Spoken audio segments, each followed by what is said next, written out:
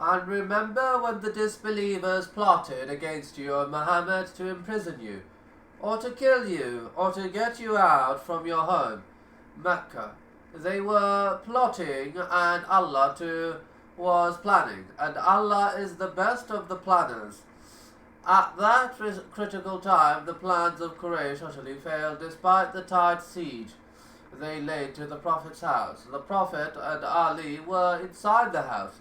The Prophet told Ali to sleep in his bed and cover himself with his green mantle and assured him full security under Allah's protection and told him that no harm would come to him.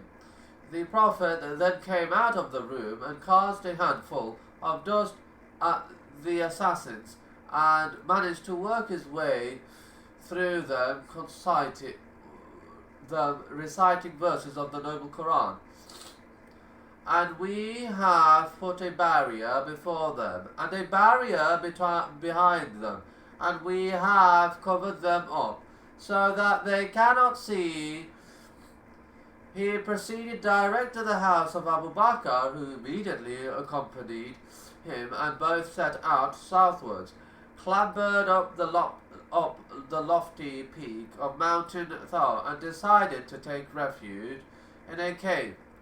The assassins who laid siege to the house were waiting for the 0 hour when someone came and informed them that the Prophet had already left.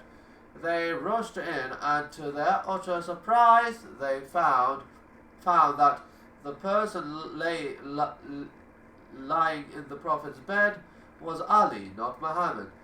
This created a stir in the whole town. The Prophet had thus left his house on the Safar 27th, the 14th year of prophethood,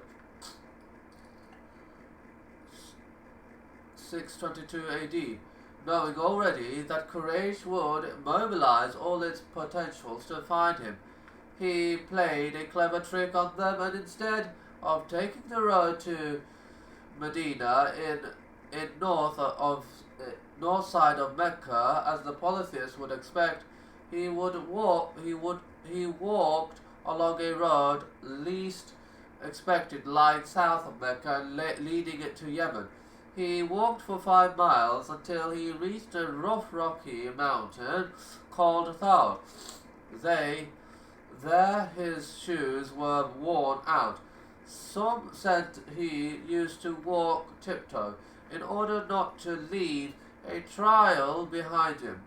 Abu Bakr carried him up the mountain to a cave called after the name of the mountain, Cave Dar. Abu Bakr first entered to explore the cave and be sure that it was safe, closed all holes with pieces torn off from his clothes, cleaned it, and then asked the Prophet to step in.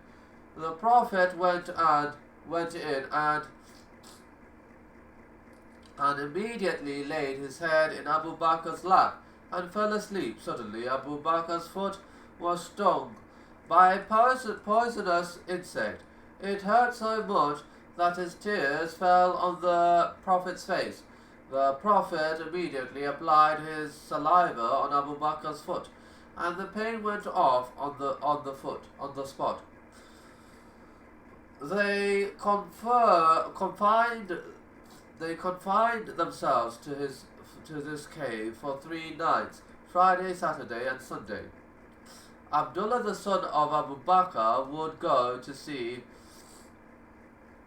them after dusk, stay the night there, apprise them of the latest situations in Mecca, and then leave in the early morning to mix with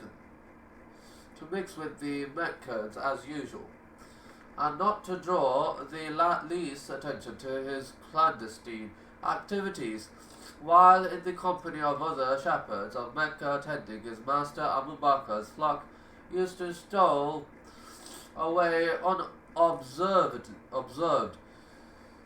every evening with a few goats to the cave, and furnished its inmates with a plentiful supply of milk. Quraysh, on the other hand, were quite baffled and exasperated when the news of the escape of the 2 companions was confirmed. They brought Ali to Al-Kaaba, beat him brutally, and confined him there for an hour, attempting desperately to make him divulge the secret of the disappearance of the two fugitives. But to no avail, they then went to see Asma.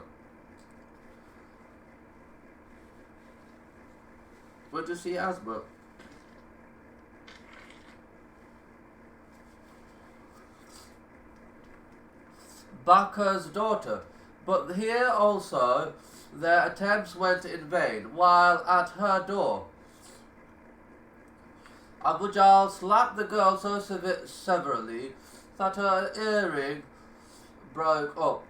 The notables of Mecca convened an emergency session to determine the future course of action and explore all areas that could help arrest the two men. They decided to block all avenues leading out of Mecca and imposed heavy armed surveillance over all potential exits. The price of 100 camels was sent upon the head of each one.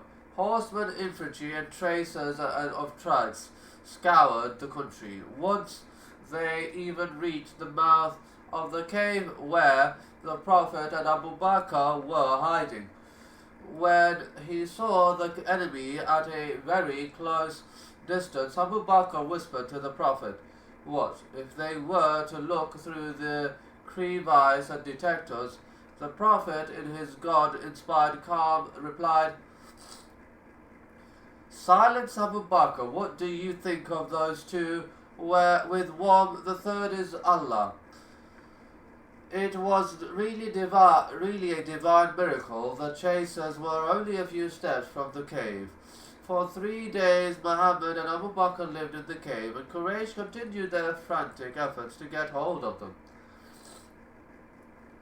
Someone called Abdullah, who had as yet not embraced Islam, but was trusted by Abu Bakr and had been hired by him as a guide, reached the cave after 3 nights according to a plan, bringing with him Abu Bakr's 2 camels.